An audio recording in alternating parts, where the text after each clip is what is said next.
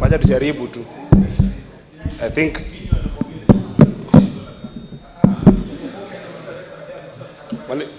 Mr. Speaker, it seems like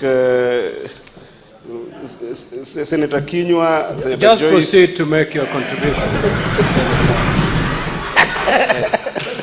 Your 3 minutes are almost up. Proceed. Okay, Mr. Speaker, I'll start now and say that I was saying that at the very least, this particular National Dialogue Committee, Mr. Speaker, gives this country a promise of creating a very significant momentum in the aim of inclusively and transforming the socio-political and economic conflict that has engulfed this country since the post-election, and particularly at the beginning of this year.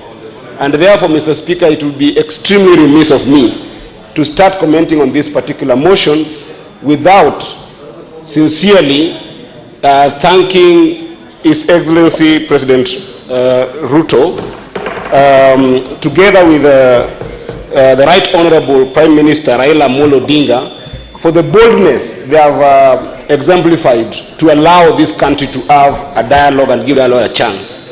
Indeed, Mr. Speaker, dialogue in the context of the conflict that we have found ourselves in since the beginning of the year is the only useful way that we can be able to ensure that we not only achieve the idea of sustainable peace in this country, but also being able to make sure that as a country we can be able to mainstream some of the economic issues that we are facing. Indeed, I know that this has been an emotive issue, Mr. Speaker, in the past few months.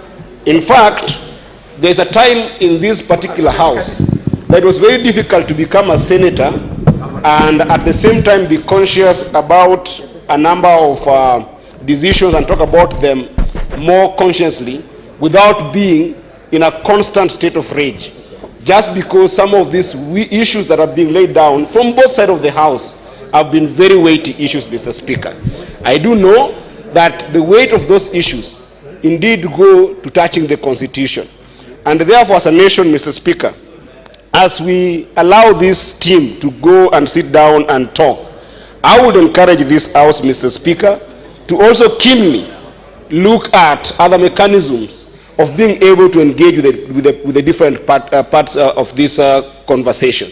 Because, Mr. Speaker, if you look at some of the issues like what has been said from the Azimio side, Mr. Speaker, you look at issues around audit of elections, Mr. Speaker, these are contentious issue that is touching on the Constitution, Article 86 of the Constitution, and if you go further, there is Election Act 2011, Section 44. It's entirely dedicated on the issue of auditing of the elections. IBC Act, Section 11, Mr. Speaker, is equally embedded on this particular issue of audit of election, Mr. Speaker. If you look at another issue that has been contentious, that from the team on the Azimio side, and I know that majority has said that they are trying to mainstream some of these issues, the issue of economic rights, Mr. Speaker. This is an entire issue that is dedicated in the Article